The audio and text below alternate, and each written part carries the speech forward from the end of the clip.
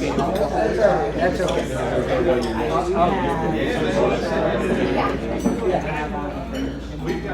So yeah, you still have someone who's there making an announcement, introducing themselves, and bringing flyers. Keep meeting. We got a full agenda, so we need to start moving early. First of all, I want to welcome back a couple people that we've been missing for several weeks. Gene Rogers, we're really happy to see you back. And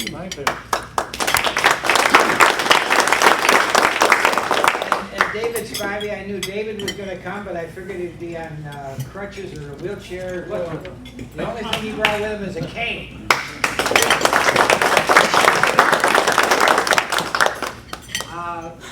We'd like to start with the invocation, but first, I would like to present again to Terry his megaphone that we found after the meeting, but this time you get a Rotary emblem on it. Personalized. So, Terry, could you do the invocation? Yes, I get the invocation. All right, I could do the Rotary prayer, but I'm going to do it from my heart, so that makes it even better. Every head bow, please. I'm giving you good old Southern Baptist quick prayer. Heavenly Father, I'd like to thank you for our Rotary brothers and sisters, and I ask you looking on their family. And Heavenly Father, I'd like to add an amendment to this prayer as looking on Dr. McConville and how he takes care of so many wonderful people, and especially my mother Lucille. In the name of the Father, Son, Holy Spirit, amen. Amen. Thank you, Terry. I think while we're thanking for so much, we want to thank Terry again. And I think there's some comments that I'd like to ask from like Neil and David about the makeups that you've been doing and what it's meant. Well, I tell you, I've just missed the one meeting so far, and I made up at the YouTube. I couldn't believe it. It was absolutely fantastic. It was just like I was there. And I heard Lisa and Are you sure you can hear me? her voice really came through well. It was, I highly recommend it. If you have to miss a meeting, it's a really great way to catch up, you know, with the information for the week and the program. Fantastic. Thanks, Neil. I mean, you've got probably a record now for what, Yeah, the last 3 meetings. Last 3? I look forward to it every week because even the sports center gets boring. I spend 45 minutes and watch the YouTube. So, it really it's a great way to make up. And felt like I was kind of staying in. Anybody else? I know Chad said that he made up this week on YouTube. Anybody else make up another YouTube? Okay, fantastic. It really is helping our attendance too. Let's go to yoga. And if you're watching television in the evening, if you're a sports person, you're seeing Little League. And this is what Yogi had to say about the Little League. Little League baseball is a good thing because it keeps the parents off the streets and the kids out of the house. I love that. M&Ms. And Kevin, I brought the plane for you. Kevin Dodson is going to do our member moments for today. And I asked Kevin too one of the things that we like to emphasize is what this theme for the year is all about, being a gift to the world. And when we're doing M&Ms, I would like to ask everyone to say some random act of kindness that they have done over the last week or two. And when you start thinking about it, you're doing them every day. But what we need to do is be conscious about it, that we are doing random acts and we're doing what the Rotary would like us to do.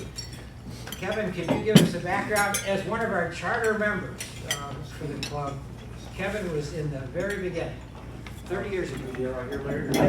Wherever you want to be. Good afternoon, guys. Just trying to go through this as quickly as I can, just try to get all the points that I'm trying to get when we do the Rotary Moments. Recent act of kindness.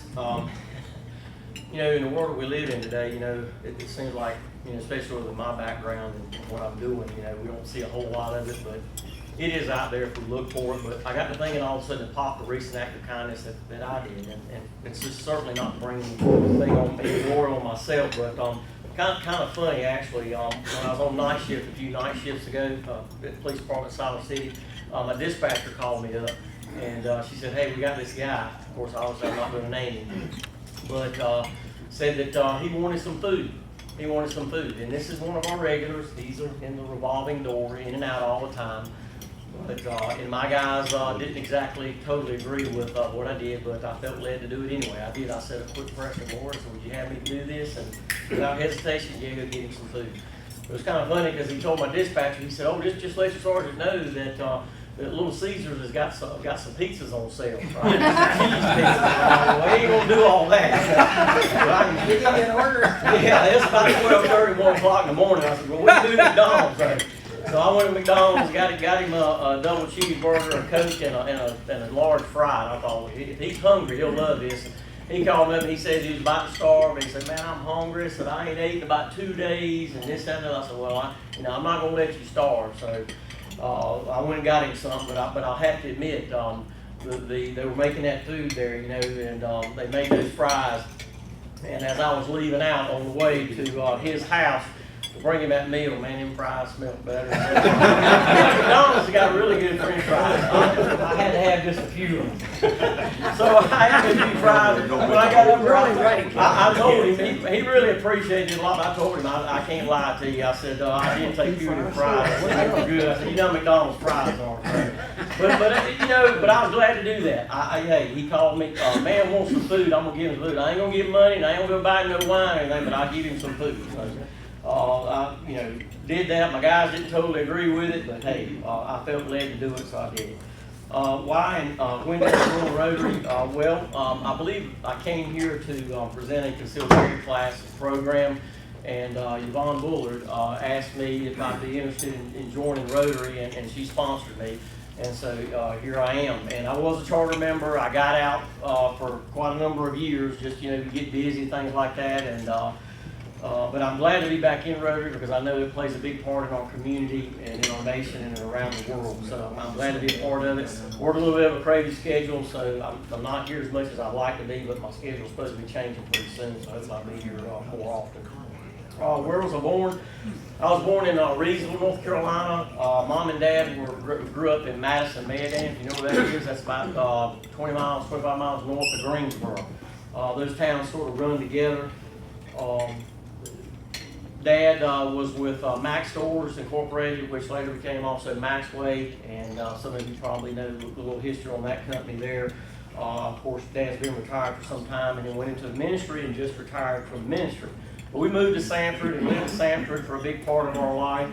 After high school, I pretty much went to work for my dad in retail, mini stores, warehouses. Just he did dabbled in a little bit of everything, and but I'd always had an interest in law enforcement. I always looked up to law enforcement officers, and some of them became my friends. And so when my dad retired and went to the ministry, I thought, well, hey, I'm 41 years old. If I'm ever going to do this, now's the time to do it. So I jumped into BLET, basic law enforcement training, and I've been in it ever since. And I can honestly say that I've loved every bit of it, and it's been more than what I expected it to be. My personality lines up with it. It's something different all the time, and I enjoy doing that. Have taken some community college classes, and even taken some classes at Southeastern Seminary.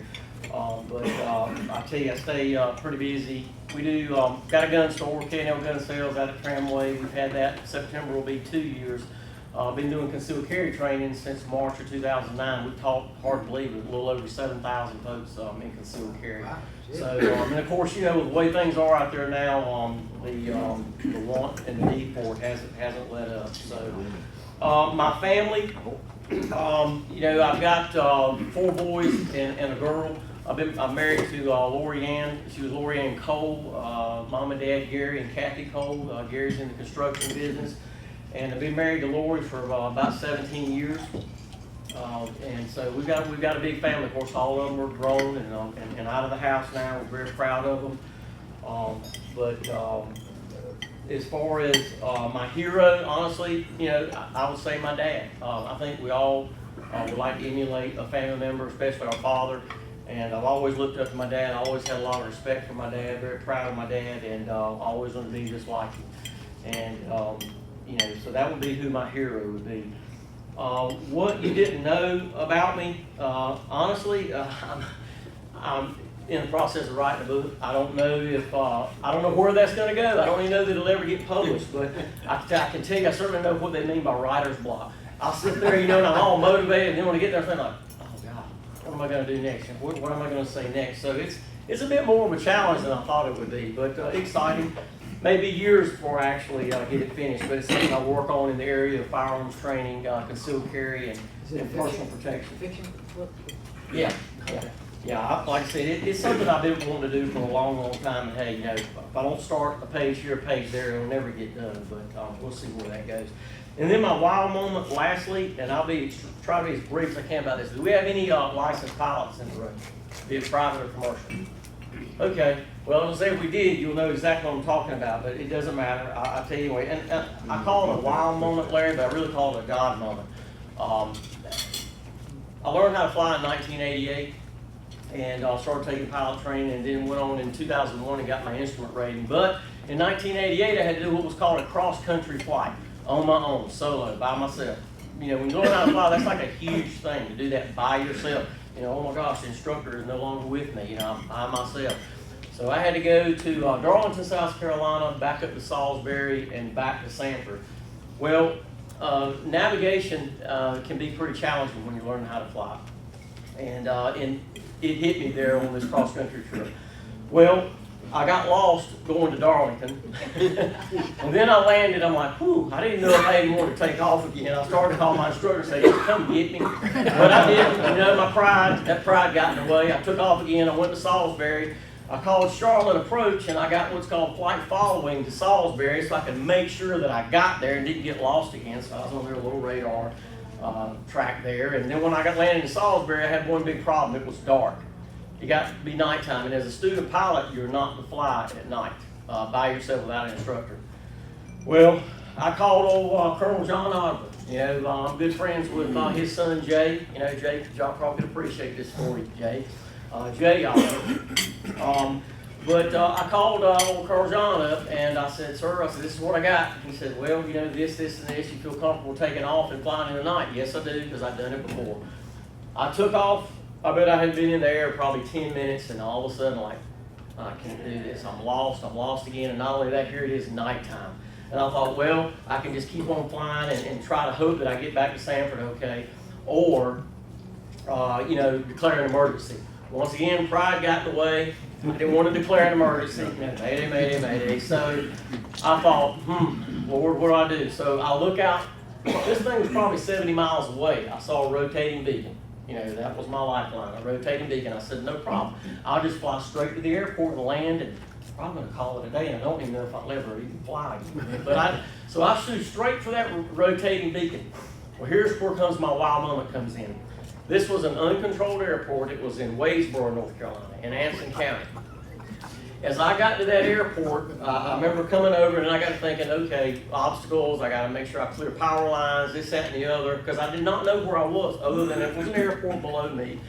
And so, long story short, I landed. When I got out, the manager happened to drive up.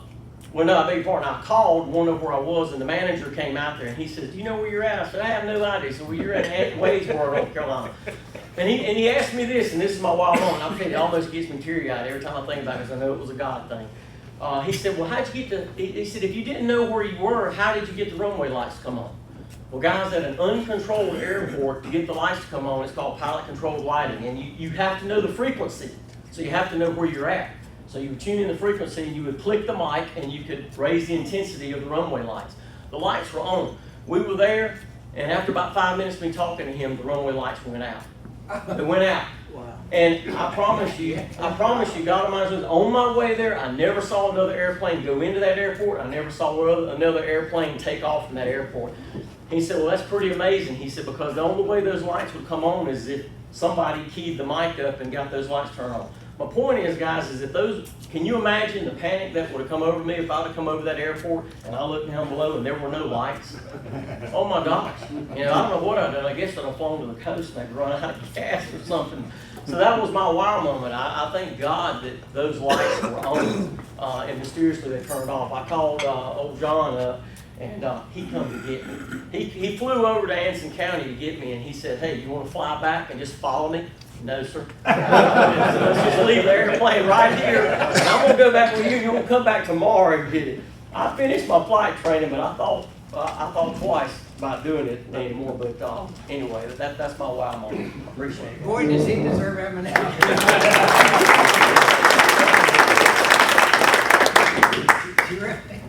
Thank you. Just a quick raffle update. David, could you talk a little bit about the 12th? Oh, the Or barbecue. not, the barbecue, yeah. Yeah. the raffle. It, things are starting to fall into place. Larry and I were on the phone with Michael Basin this morning, and he is going to be in charge of cooking this stuff. We had a great module session on how to do it, what we're going to do. So we're meeting tomorrow at 4 o'clock to really to sum all that part up.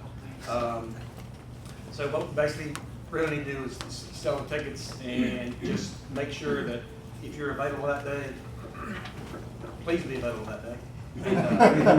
So, but there's a lot of stuff that's going to have to be done. So, but Yeah. things are on the right track, and We really we're getting appreciate there. Michael stepping up because he's got background in the cooking area, but he's also said anybody on my committee listens to me, I'm the chief, and that's the way it's going to be.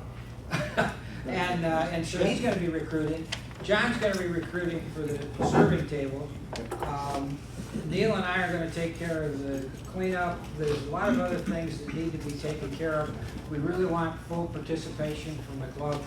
And I know Saturdays can be difficult, but I think we can turn out 30, 35 people for this one. One thing that the best part about all this, and the thing that I got so much out of when I did it with the other club, is the camaraderie that you have doing this stuff is it's so well worth it. It's so neat.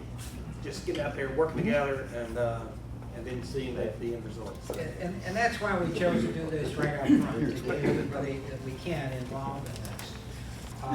And I did mention the raffle, but when I went back and looked at the YouTube from last week, I don't think I ever asked for a vote from the club. We went through all the different things, and the idea is that we worked it out together between the board and the club. But I didn't see it on there, so now I'm just asking, of all these things that we reviewed last week for the raffle that will start on September 12th, and I've got a draft of the ticket already that we're working with Van about, but could I have a unanimous vote for the raffle? All those not in favor, please see me. Is it okay, folks? Because I need to make sure that this is a club-supported activity. Yep. All those in favor? Aye. I'm not asking. Thank you. Yvonne, cookbook. If you'll remember, the district governor, Lassiter, came and his wife Dolores, and they were explaining to us about how they were getting ready to start the district cookbook. And so therefore, there's some instructions that I need to pass along, and all of you can think of a favorite recipe that you have that maybe you want to pass along to be included in that cookbook. So let me run through basically the instructions. Between now and October 1st, submit your recipes directly to Dolores Lassiter at dlassiter@connectnc.net. They need to be ready, the cookbooks will be ready on November the 16th, but you can order now. The cookbook will cost $25, and then at the same time, they're offering aprons and chef hats, and each of those are $25 each. But you can get all three for $75, which will be a discounted of $5. And then if you when you order, your payment can be made out to Jonesboro-Rotary Club. You submit your recipes to the president, but they have to be electronic. And that way the electronic recipe can just go forward, okay? All orders submitted by no later than October 16th. So the recipes have to be in by mid-September, is it? Between now and October 1st. October 1st? Yeah. And everybody's supposed to send them to me? The payments to be made out to Jonesboro Rotary Club and, Well, that's for the cookbooks. yeah. Yeah. And then, Okay, well, the recipes, I think, just go direct. direct to Either her. you can send them or. Yeah, but the check should be submitted to you. Okay, we'll put a note so that everybody knows, all you gotta do is just send them directly to her, or you can give them to us and we'll send them. So either Yvonne or myself.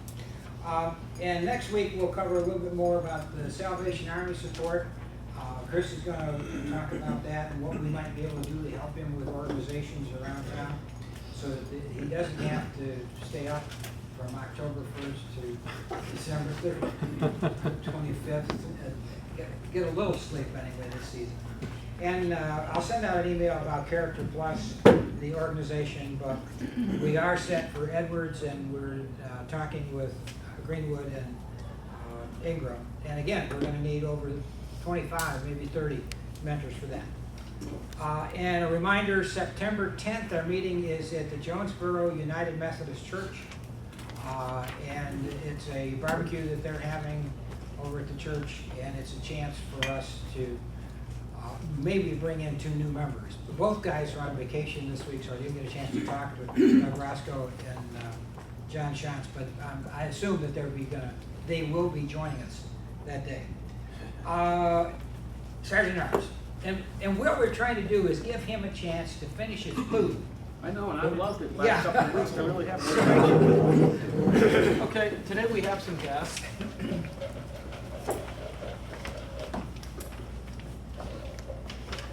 And we have, Yvonne, you have a very special guest today. Would you like to introduce your guest of the club today? I would be happy to introduce my grandson, who is also an honorary member of our club. This is McGuire Douglas Bullard.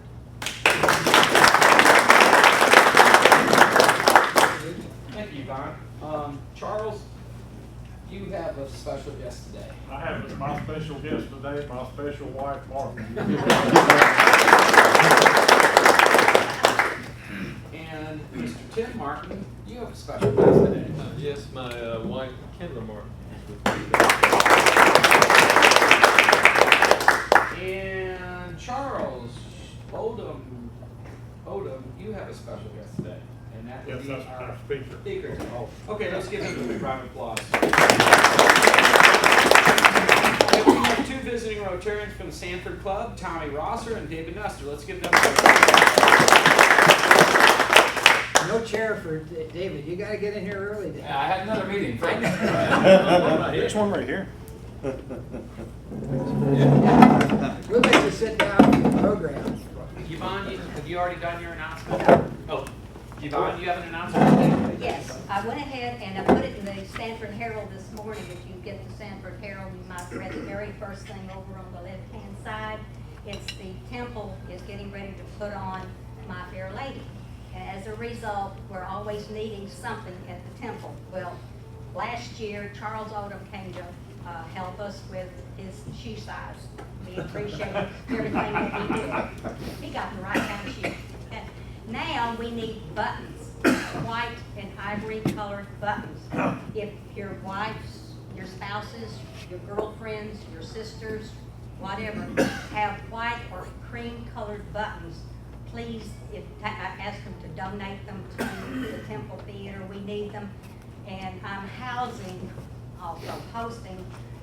one of the actresses that's going to be coming there. I think you know her, Linda Clark.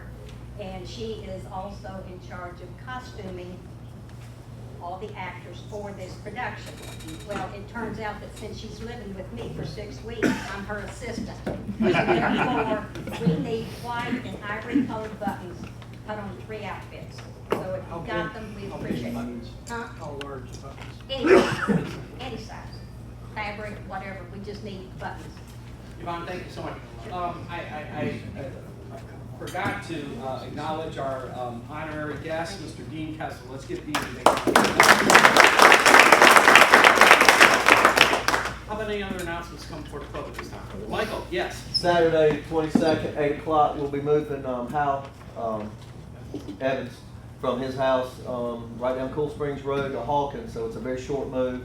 We're just doing furniture only, and I need a few backs out, and I've got it. I want 2 teams set up, one at the receiving end and one at the loading end, and so we'll be in and out in 3 hours max. So if you can help and won't lose a back, I appreciate it. Do you have an address on Cool Springs?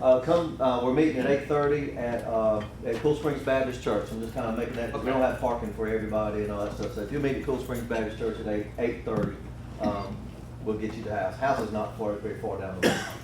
Very good. Thank you, Michael. Any other announcements come before the club at this time? How about any bragging bucks? Anybody got anything that they're, yeah, Chad. Yes, sir. Wanted to brag really quick on Stacy Craig. She brought 30 between the ages of, I don't know, teenagers and 20-year-old Carolina Trace homeowners from the Carolina Trace Country Club membership out. And I'm joking about the age. But we all got in the river fine. We went down the river, we did the history tour. I think they really enjoyed it. Stacy did a really good job organizing it. She kept adding people all the way up to the last day, and I told her we could handle about 27, and I ordered some boats in June, some tandem boats. And they hadn't got there, and they showed up 2 days before we were putting them in. So I was riding around the state on Craigslist buying these tandem ones up all week. You know, we didn't even need them. So, but it was a fun trip, and I appreciate her bringing that group out. And we had a good time. Look forward to doing it. And I heard so much feedback about how much fun people had. It was really, it must have been great. Yeah, I mean, it was perfect weather. The sun was setting right behind us. We were just chilling, and Terry videoed the whole thing. So played a little harmonica out there, but it was a great way to end a Sunday. So.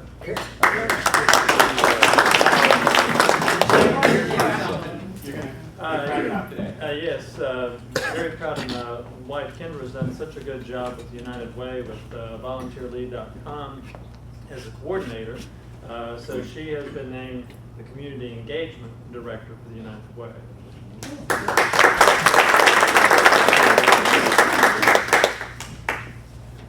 Any other brags?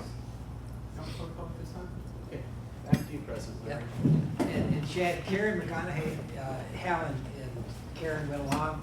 I saw Karen at the Trace Gym yesterday, and she said she thought she was going to be wearing the kayak forever because she couldn't get out of it. We got everybody in and out, and it was fun. It was fun. Charles, please. This is perfect. Good afternoon, Rotary. Our speaker today is Mr. Ken Adkins, who is the Director of Economic Development for Kilpatrick, Townsend, and Stockton Law Firm in Raleigh. Ken was the Director of Wake County Economic Development for the Greater Raleigh Chamber of Commerce from 1997 to 2013. Ken was recognized by the North Carolina Economic Developer as the Economic Developer of the Year in 2007. The Triangle Association of Commercial Realtors named Mr. Adkins the winner in 2013 of the Community Foundation Award, and this was given to him for his contributions to economic growth and development and the vibrancy of the Triangle region. Mr. Adkins. Thank you. Thank you for having me here today. I retired from my position running Wake County Economic Development at the end of 2013, and immediately went into a new position. The retirement didn't work out real well. I flunked. But I'm now working with Chatham Park. Some of you may have heard of the project up in Pittsburgh. And I'd like to take a moment and just show a quick video that will explain the development and really kind of talk about the vision that was put in place on that.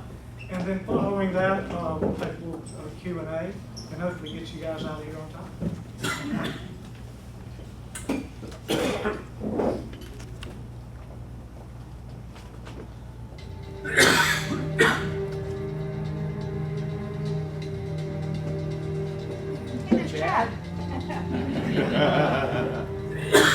Chatham Park is the bullseye for where growth is going to be in the next generation.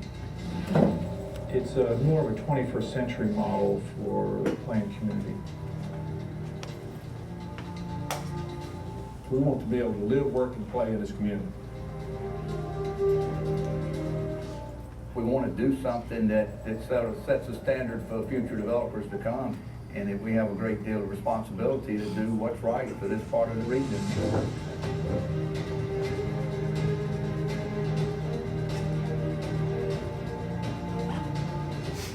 We're futurists, we're Imagineers, we're dreamers, and this was a big dream for us, probably the biggest dream you could possibly have.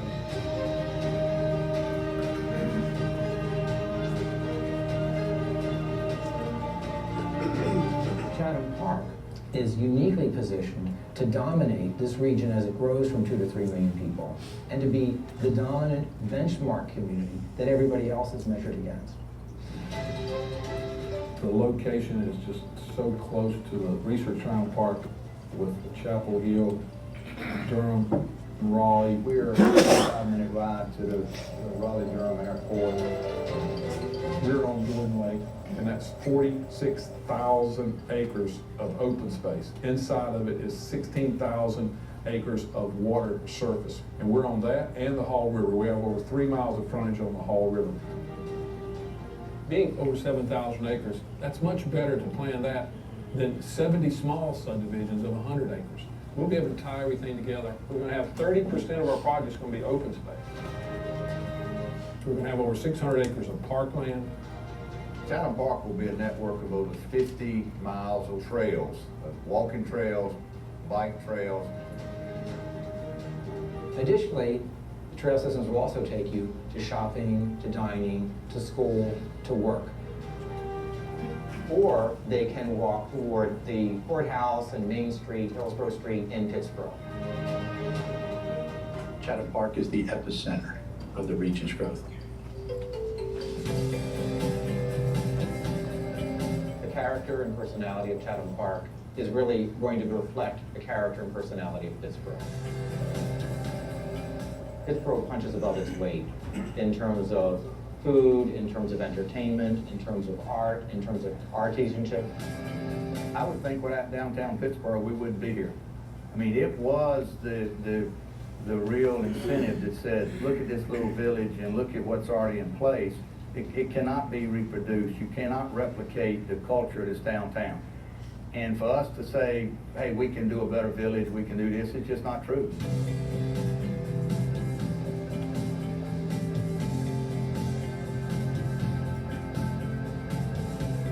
Has a most interesting history. Cornwallis during the Revolutionary War came through here. We just found one of the cannonballs. It has been here since the Revolutionary time.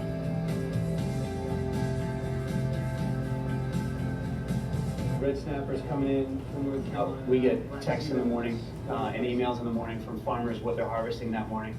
We'll tell them what we'd like. They're in that morning or early afternoon. We write the menu that day. Chatham Park is a collection of neighborhoods. Each one of them is about the size of Pittsburgh. So in terms of its scale, as they develop, none of them will overwhelm Pittsburgh, but they will be sort of like satellites to Pittsburgh.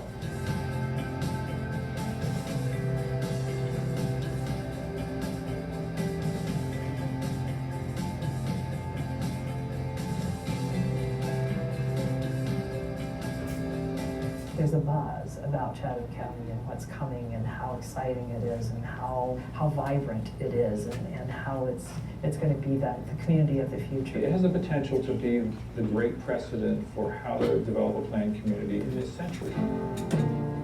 We've organized buildings around some civic open space. There's outdoor amphitheaters, there's coffee shops, there's restaurants. People can socialize. So the office is not just about sitting in your cubicle. It's really about getting outside and mingling with people from other companies and mingling with residents of the community. I think there's potentially a great sense of community, and we've seen that at the Woodlands, where people live and work at the Woodlands.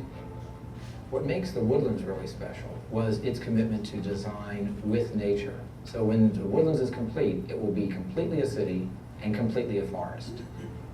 Reston was the first master plan community really in the United States where they said, we're going to create a new town where you can walk out your front door and be on Main Street, walk out your back door and be in a park. At Reston in the Woodlands, you had distinctly and rather separate commercial areas. And now what we're trying to do is bring a more mixed use and more walkable, compact environment to some of these employment zones. The upside potential is significant. In our opinion, it winds up being one of the best residential opportunities in the country. Every neighborhood in Chatham Park will be connected by trail systems. You won't find any other site as well positioned as this one. It will be, in effect, a new town.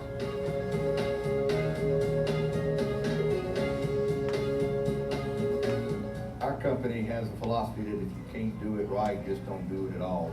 We've got quite a reputation for quality and sales and doing it right, treating people right.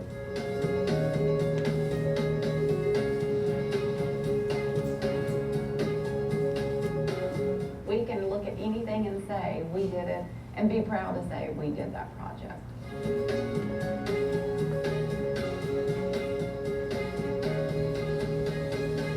Chatham Park is probably one of the best communities that our firm has done research on in 35 years that I've been doing business.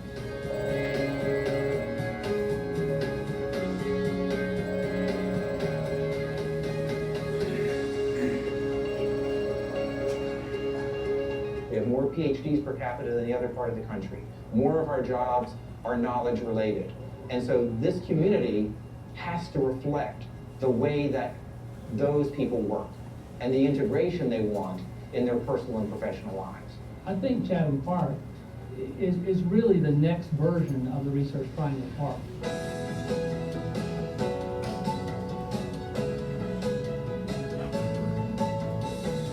Any developer looking to develop in the United States, they have to be looking at the Research Triangle Park, Raleigh-Durham area.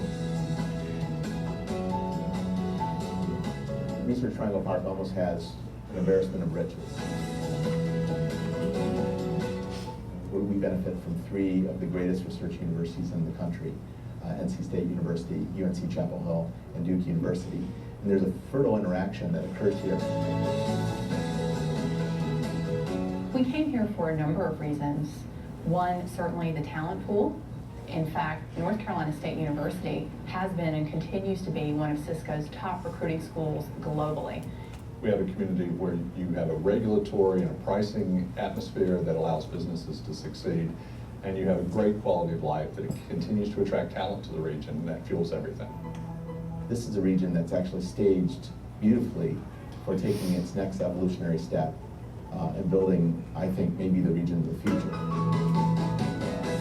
This area is going to grow between 50 and 75,000 people a year. We hope to provide jobs for them, we hope to provide housing for them, and recreation for them. Chatham Park, to me, turned out to have a larger economic impact than I expected. And 100,000 new jobs to the area is simply mind-boggling. And those are permanent jobs.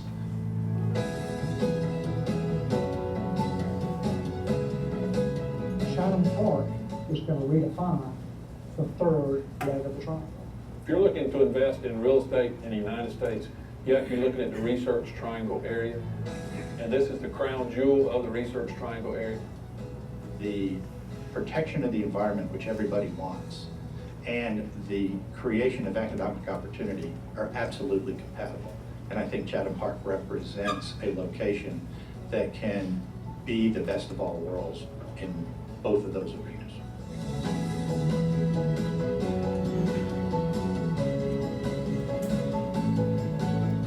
A zoning instrument is approved for 22,000 residential units and 22 million square feet of non-residential space. Chatham Park has partnered with the Research Triangle Partnership's clean tech cluster of companies. We talked to them about how can we take the best that they're doing and bring it to Chatham Park. The solar that will be on Chatham Park will provide power for up to 2,400 homes. So that's more residential units that are in Pittsboro today. Chatham Park provides a laboratory for the companies that are located here to put those technologies on the ground and really have the city of the future. In order to plan for the future, you plan in phases. So the first phase incorporates all the ideas that we could have now and let's say for the next 10 years. As the next phase comes on, we'll do it another 10 years and then another 10 years. So that's how you future-proof it. You don't lock anything in for the time being. We will be able to have jobs as well as houses in the county and begin to have a more balanced tax base. You really do need a large-scale development that is coherent and internally consistent to make that possible. This project can do it.